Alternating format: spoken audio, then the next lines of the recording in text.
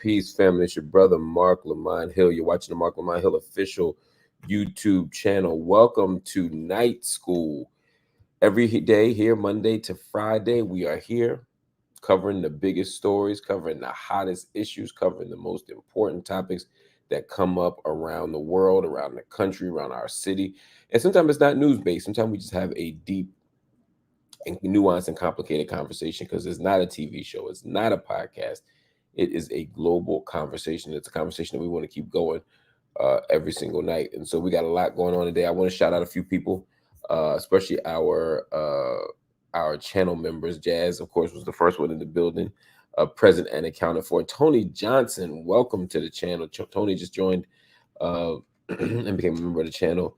My sister Wanda Chapman is here, always here. Boaz Kim Music here. Kim Music, Boaz Kim Music is making great presence felt in the room. Change Wave making great presence felt in the room. Adric High Point making great presence felt. Beyond Ebony, wa alaikum assalam. Good to see you. Kimi Aboyade Acosta, always here. Ahoy to you too. Rose Abilities here. Meg L is always here. Oh yeah, Amakisi is here. I haven't seen your name here. Thank you so much for joining us. I'm going to shout out a few more people real quick. Jeremiah Muhammad, my brother. Rachel, all the way from Massachusetts. Venetia, Jacqueline, Orlando, Bob Vaughan. I appreciate you all, y'all. Karen D, Mila. We got a new member at Nico. Make sure y'all welcome Nico into the building. Super Anonymous. Yes, I appreciate you. Love Jones, Coyote Hole, Abel Tesfaye, Farah, Mike D, Chef Shaya, History Discover. So many of y'all here. Dre Without. I appreciate y'all. I see you, sis. See Shot. I see you. I appreciate everybody here. Baby K. I appreciate y'all. Maurice, Olivia Garnett. So many of y'all, man. We can't do this every night, but I got to shout out a few of y'all, man, because you all put the work in every single night to show up and make this program successful. And you hold me down as channel members, man. So just know that y'all loved and appreciated. Let's get those likes up. I think Jazz is right. Let's get those likes up. Salam, our greetings from the UAE. The comedian Denier has invited you to the Godfrey Party. Yeah, I come to the podcast. As soon as I get the invite, I'm there. As soon as I get the invite, I'm there, man. I'm not a difficult person to get to do important media when it's important and when it's interesting. Anyway, y'all, welcome to Night School. We got some stuff I want to get some stuff off my chest. I want to talk about some things. I also want to make sure that we create some space for time for questions and answers, because we haven't done a lot of Q&A lately on the actual Night School program, and I want to make sure that we get something in today. So if you have questions, if you have comments, keep them coming. All right, let's start with this thing that I've been wanting to talk about, which is the son of Hamas.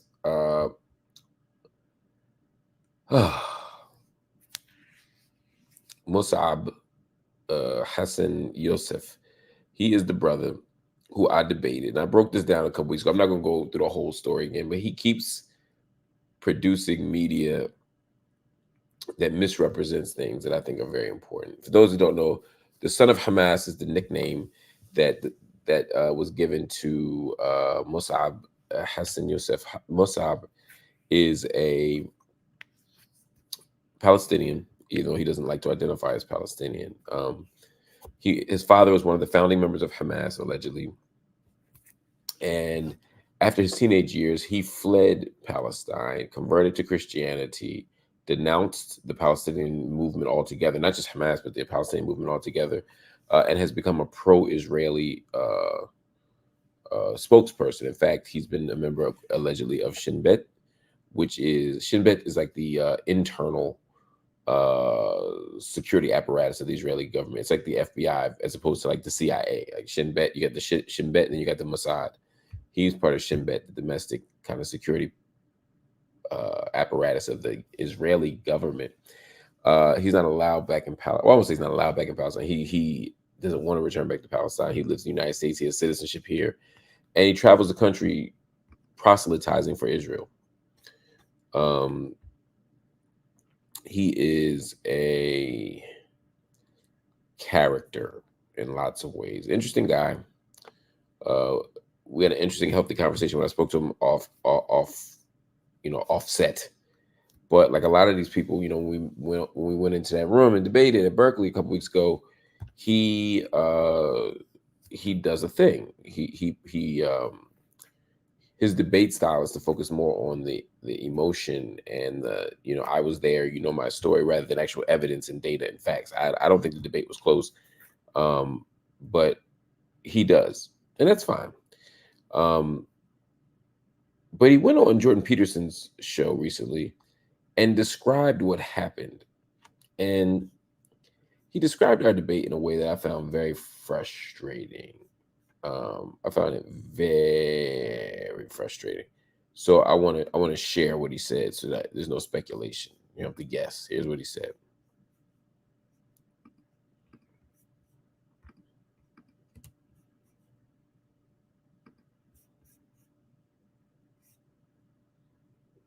Sorry, a little tech issue here. Is it not loading?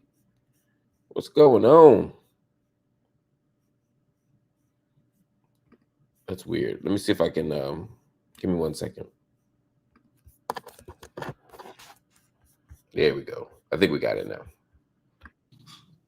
This is the price you pay. This is comfort out of their convenient truth, and they will crucify you.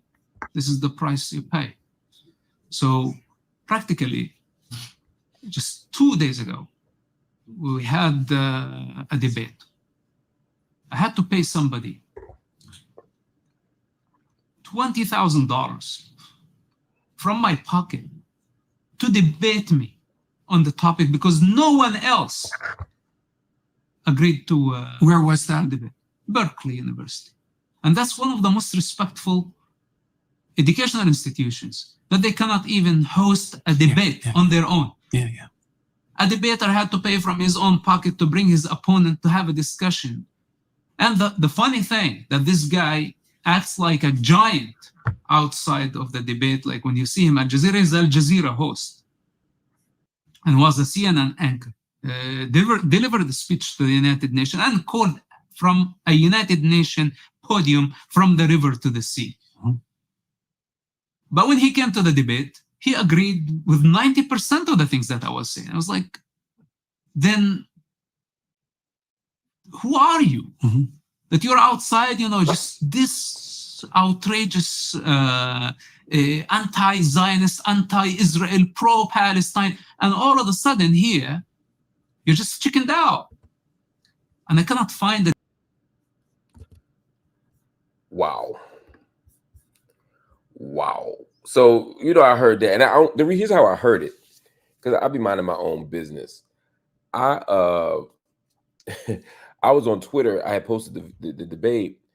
And all of a sudden, there was like dozens. And I don't mean like one or two. I mean literally dozens of posts saying Marc Lamont Hill received $20,000 for this debate. He's a grifter and stuff like that. Or stuff like Jordan had to pay you out of his own pocket to debate. How dare you? And it's like, if you put something in somebody's head and you frame it in a certain way, people who aren't that bright will follow it without critical thinking. So there's a few things here that there are a few things here that are untrue. First, he didn't pay me out of his own pocket, and he damn sure didn't pay me $20,000. So both of those things are just untrue. I was paid by Chabad. Chabad is the Berkeley Jewish, one of the Berkeley campus Jewish organizations. Second, what happened was initially they weren't having a debate. He was coming to just proselytize. In fact, when I looked at the ads for the event, my name wasn't even on it. It just said the son of Hamas shows up. They like to say the son of Hamas because it sounds really like scary and dark and grim and like, it's just fascinating, right? The language they use, but they said the son of Hamas speaks. That was the event. My name had nothing to do with it. Remember, the event was on a Thursday. They called me Sunday, right around midnight maybe, and said, "Hey, can you come on Thursday?" Again, very short notice. And yeah, I said I need to be paid for this. And so they offered me a very small amount. Actually, they offered me no money. And then they went from zero to like a tiny amount of money. And I said, look, I'll do it on Zoom for free. Um, if not for free, a very small amount, but like I'm not flying all the way to California. I have something to do. I have a doctor's appointment for my kid. I got other stuff to do. I got life shit. I can't just turn around. Anyway, after all the back and forth, they kept offering me lower and low. I mean, not lower and low. They offered me low amounts. Even though they were going up, they were still very low. So finally I said, pay me what you pay him. If you pay me what you're paying him, I'll consider coming out. And then they still offered me a low number. So I said, never mind, I'm not going to do it. And then the next day they call me again. This is a Tuesday. And they're like, look, if we pay you X, will you do it? It was not $20,000 though. I said, yes, I'll do it. So I flew out, did the event. So he didn't pay me out of his pocket. What likely happened was, and this happens with any event, if they were going to pay him and then he says, I want to debate. I want to bring on Marc Lamont Hill to debate me. I want to share the time. I don't just want to talk to the audience. I want to split. Then sure.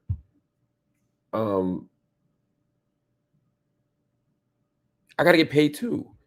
So why would I fly to California for free and let him take all the money? So if we split the amount and we're both doing the event, and my name is as big as his, people know me as much as they know him, if not more, like, why wouldn't I be paid? But he framed it and I paid him out of my pocket as if he were doing some altruistic act, whereas if he were just showing up to debate and he just said, I just need to debate Marc Hill to fight the good fight. And you know what? I'm going to reach in my pocket and give him $20,000 to do it. Like, that's not what happened. Again, he didn't pay me. No one gave me $20,000. But on top of that, yes, I spoke at an event, but because they put it in people's head that speaking at an event, that somehow me being paid to debate is somehow a problem, that me being paid to do an event, like, people get paid to speak all the time. So I don't even get the idea here. But there's another point, right? Maybe a bigger point, right? Which is he says, I agreed with 90% of what he said. All right. All y'all got to do is watch a debate for yourselves. The debate is on the website. It's on the channel. Marc Lamont Hill and Mosab, Hassan, Yousef have an epic debate, I think is the title. That's the conversation. You can see, clearly we didn't agree 90% of the time. But what did happen, and again, I don't know if his cognitive processes work fully. What actually happened is he would make an argument. And I would say, that's a straw man. You're making an argument that I'm not making. I don't disagree with the point you just made. I'll give you an example. He'll say Palestine was never a country. And I'll say, I agree. But the idea of the nation state, the idea of the country is relatively new. So the legitimacy of Palestine doesn't hinge upon whether or not it was a country 100 years ago, 200 years ago. Lots of things weren't countries. Right now, there's about 195 nations that are recognized by the United Nations, like 195-ish, about 195. There are tens of thousands of nations in the country. The Kurds are a nation. Yazidis are a nation. And they're not less of a nation because they don't have a country attached to them. Palestine is a nation. And so we're debating that point. So yeah, I don't disagree that Palestine's not a country. So when he responds and goes, yes, but show me a time when Palestine was a country. And I'm like, I don't disagree. I've never said Palestine was a country, right? Or he'll go, Jews have always been in this land, right? Jews have been in this land before 1948. And I'll go, well, yeah. No one is arguing that Jews all showed up in 1948 or, at the end of the 19th century. Of course, there's been a Jewish presence there. There was a Jewish presence before the Holocaust. There's a Jewish presence, before the first Aliyah. There's a Jewish presence, for a long time. Now, They were Palestinian Jews, they were Arab Jews, many of them who were in the region, but I don't disagree that there's Jewish presence. So he goes, aha, you agree with me? It's like, yeah, I never didn't say that. So again, these are straw men. You're just beating up on a point that no one is making. So when he stands up there afterward and says, "Oh, he's so big and tough," and then he shows it to me and he agrees with 90%, as if like as he said, I chickened out. I mean, this masculinist, tough guy language is stupid. Like, the truth is, there was nothing to chicken out about. He made arguments. I challenged his arguments. I made arguments. He disagreed with my arguments. Challenged mine. The audience, you can see who won. Just watch the debate. But it's just fascinating that he felt the need to go around telling the people that somehow I did something, or he had to pay me to show up. Of course, you had to pay me to show up. Can you imagine a boxer saying, and my opponent, I had to, I had to split the purse with him for him to show up to fight me. Yeah, that's how fights work. Someone's paying us and we each get paid. Now, 95% of the speeches I give are not for money. 99% of the speeches I give for Palestine are not for money. I don't need to pay to speak. But yeah, if the son of Hamas calls me and says, "Hey, do you want to debate me on 72 hours notice in the other side of the country, and I'm being paid, will you come?" And we'll say, "Yeah, well, I want to be paid too. I'm not gonna let you keep all the money. It's silly." But the way people frame these arguments is important. And then I noticed suddenly my page was being flooded with comments. Everybody's saying, "Oh my God, Mark got destroyed. Oh my God, Mark." I don't care about that stuff. But just understand that these are bots. And part of how movements work is they hire bots, or they create bots to infiltrate social media platforms to communicate a message so often that it becomes true almost by just by repetition. Just something to think about. C Shot said for the Mark the Giant fun. Yes, he said I pretended to be a giant. I guess I got around him and just shrunk. People really think highly of themselves, man. C Shot also gifted 5 memberships. Yo, I'm grateful. Thank you so much, C Shot. Yo, today is a great day for memberships. Today's April 29th. One day left in the month as we close out our books, man. If y'all want to donate memberships, I ain't turning them away. I'll just say that. And don't think that because the son of Hamas said he gave me 20 G's and put it in my pocket, out of his pocket, that I don't need bread, because I do, because he didn't. Adis says, "Wallah, I don't think this son of Hamas guy's interested in genuine debate. He's about making a show and playing emotionally to Zion." So that's exactly right. That's exactly right. And playing into every Orientalist stereotype as well.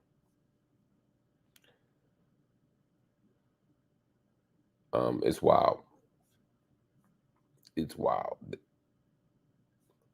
That's right. There are bots everywhere. By the way, if y'all have questions for me, set up your questions. Begin to organize your questions. I'm going to answer your questions tonight, but I just want to make sure that you all want to make sure you are prepared for that.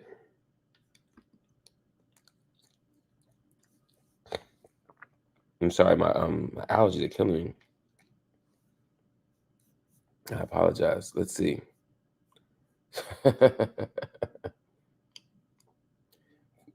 Y'all, interesting. Love Jones drops another 5 memberships in. Y'all, I'm so grateful, y'all. I'm so grateful. I appreciate y'all so much. Let's move to another story, because there's something else that I yo,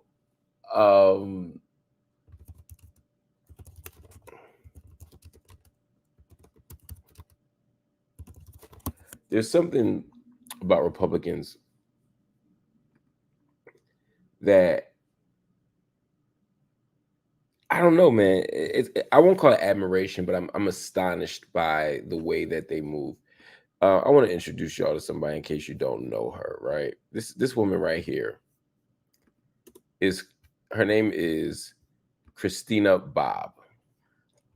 Christina Bobb. If you don't know Christina Bobb is one of Trump's team. If you haven't met Christina Bobb before, she was a journalist for the OAN, right? OAN is like, I don't even know how to describe it. It's the most right-wing network maybe ever. It's the One America News Network. It's like Fox News, but like without even the pretense of being balanced. It's just like a super right-wing news. They used to kind of clown the one reporter in the press, in the the press briefings, that would ask Trump these really sycophantic questions. But OAN is like extreme right-wing network. Anyway, Christina Bobb was a journalist there, and in addition to being an OAN journalist, by the way, y'all see, here's her interviewing Carrie Lake. By the way, no extra charge for this comment. Y'all can take it or leave it. But if Carrie Lake don't stop acting like she ain't got black in her family, look at Carrie Lake. Look at Carrie Lake on the left. She looks like a damn R&B singer, or she could be married to an NBA player. she looks like a basketball wife. You know what I'm saying? So again, we could pretend it ain't true, but whatever. That's neither here nor there. Anyway, Carrie Lake was being interviewed by this woman, Christina Bobb. Christina Bobb is a right-wing extremist, and I say that, but she is a super Trump sycophant. She's also a lawyer. She's a journalist, but she's also a lawyer. And she's part of Donald Trump's inner circle. She is somebody who believes in Donald Trump. She is somebody who invests in Donald Trump. She's somebody who, during election time, was absolutely fighting to reverse the election results. She was struggling to literally overturn the 2020 election, saying that she was being that Donald Trump was being cheated. In fact, she was so tied up in it. She's one of the people, one of the names of people who got indicted, right? Because of her investment in the big lie. And of course, we all know what the big lie is. She promoted the big lie. She was named a defendant in the Dominion voting systems defamation suit against OAN. Why? Because she was a liar. But again, she's not just a media liar. She's in the Trump team. Weeks after Trump lost the election, and he did lose the election, for you psychos out there that don't know this, he brought in Rudy Giuliani. He brought in a whole new team of lawyers, right, to subvert the election. And Christina Bobb was in that mix, and she was not charged with a crime initially, but she has been charged with a crime, right? It's Boris Epstein, it's Rudy Giuliani, it's Mike Roman, John Eastman, Jenna Ellis, Mark Meadows, whole bunch of folk, right, charged with this crime. But she keeps going. Biden gets certified the winner of the election. She's still raising money. She's trying to do election audits. She's literally on TV still telling people that the election is fake and that Trump should be president. In Arizona, she fought and really worked toward the GOP-controlled state Senate audit of the Maricopa County votes while covering it as a reporter. So there's all kinds of conflicts of interest. She's covering the story as a reporter. She's making the story behind the scenes. She's orchestrating an audit. She's raising money for the audit. And then she's secretly advising the auditor, Cyber Ninjas, the whole time. Now, ultimately, the audit said what we all knew, which is Trump lost the election. But the journalistic ethics attached to this were disturbing.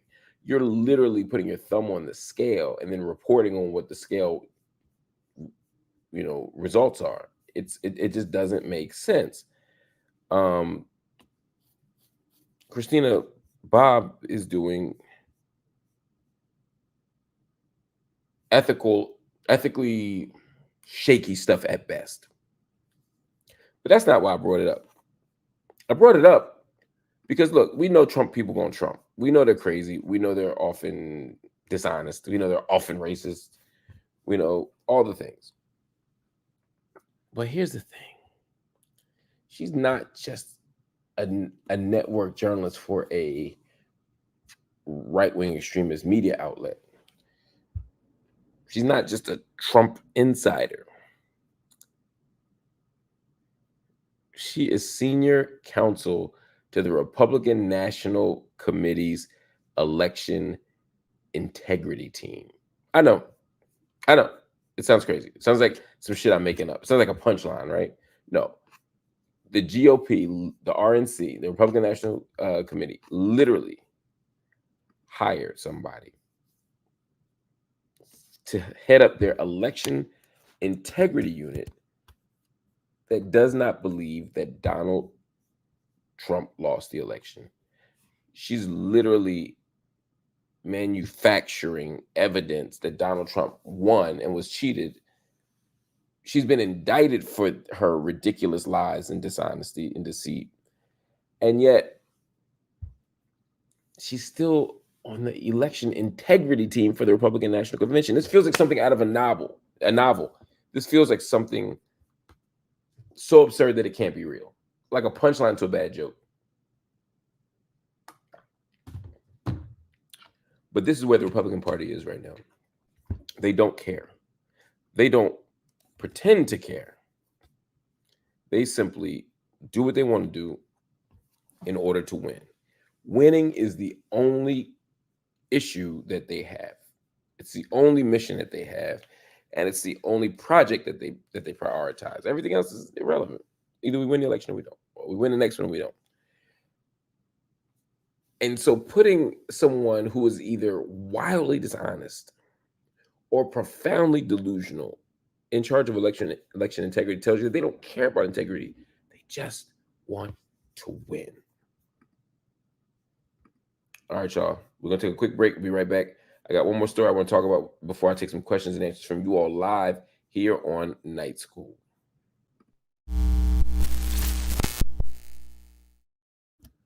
All right, family, we're back. Welcome back to Night School. We got some important conversations going on, some important work to be done here, and I'm so glad to be doing it with y'all, man. We've talked about some Middle East stuff, and of course, we got the Gaza update right after this. You don't want to miss it. We talked some Middle East stuff.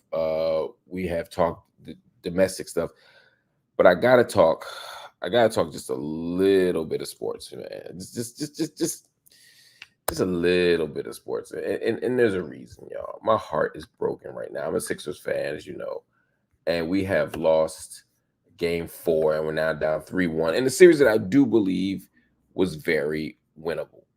I do believe it was a very winnable series. I think the Sixers could have easily won Game 3, could have won Game 5, but coulda, woulda, shoulda, right? The better team is winning right now, and I don't think the series is over either. I think the Sixers are going to win Game 5. I think the Sixers can pull through and beat the Knicks. But at the end of the day, like, it is what it is. But at the end of the Game 5 loss, or Game 4 loss, excuse me, Sixers superstar Joel Embid had some interesting comments about the fans in Philly that I want y'all to see. Check it out.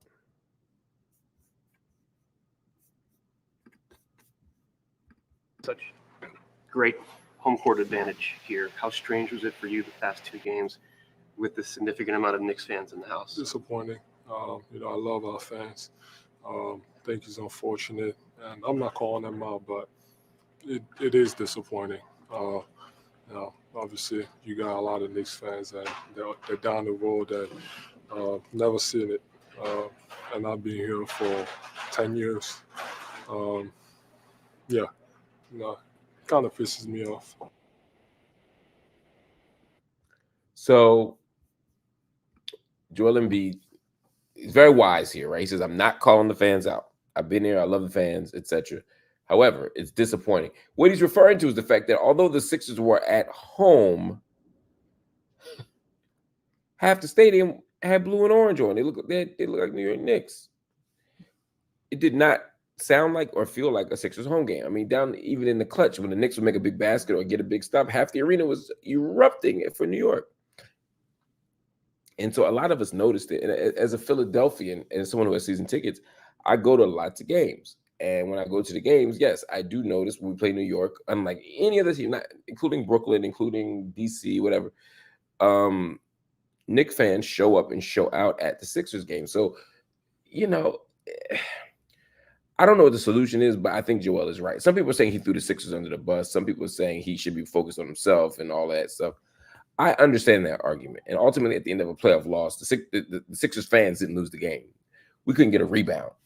We couldn't move the ball. You know, we couldn't get a key stop. We miscommunicated down the clutch several times, including that last play where Kyle Lowry missed a free throw on purpose. Like, there's all kinds of stuff, but the fans didn't help. It didn't feel like a home game. It didn't look like a home game. It didn't sound like a home game. So, you know, my rule is this. If you're a superstar and you lose, don't blame the fans. Don't blame the coach. Don't blame the basketball. You lost. So I would not have said that. But that doesn't mean that he's wrong. Joel Embiid is absolutely correct. It is disappointing. Now, I don't know what fans are supposed to do. Are they supposed to buy more tickets? Are we supposed to be more discriminating on who we sell the tickets to? It was a sellout game. So I don't know what the solution is. But I do know that you ain't going to win too many home games in the playoffs if your home court is either neutralized or becomes a home court for the other team. So anyway, y'all, I got time for take a couple questions.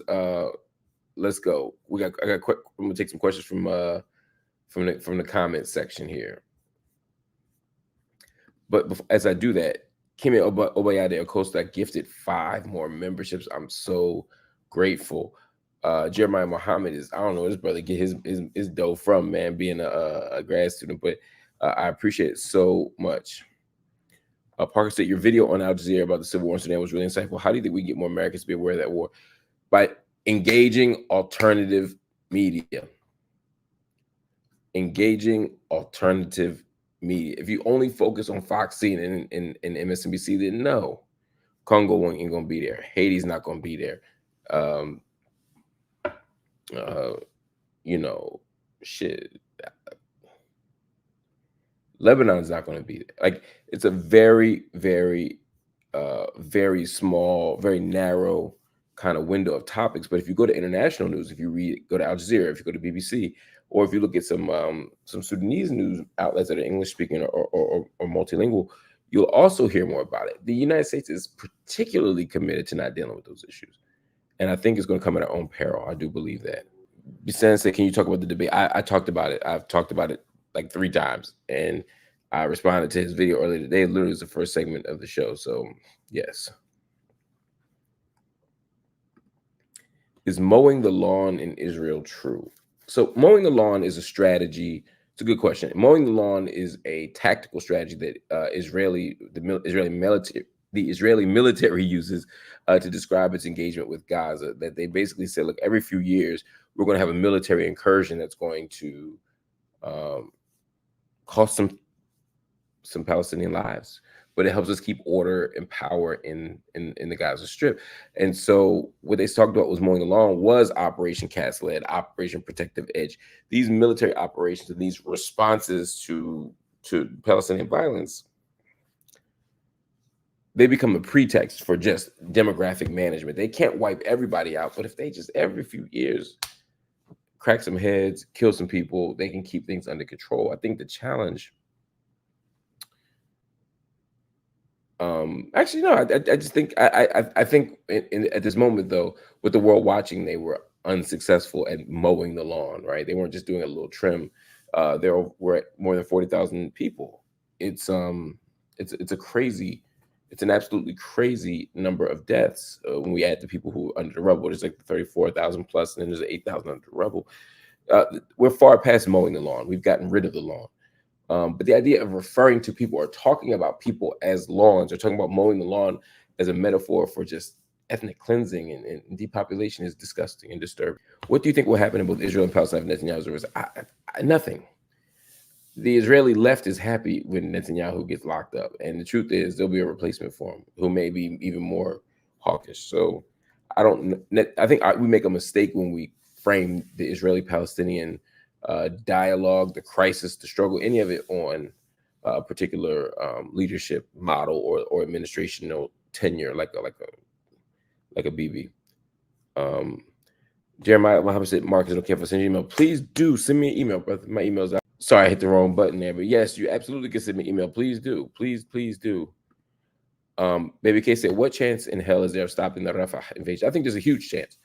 The truth is, Netanyahu and his administration are not going to listen to a diplomatic appeal. They're not going to listen to even Germany, staunchest allies, saying, look, this ain't a good idea. It's going to look bad.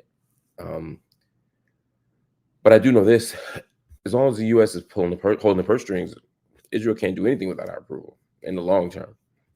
In the long term.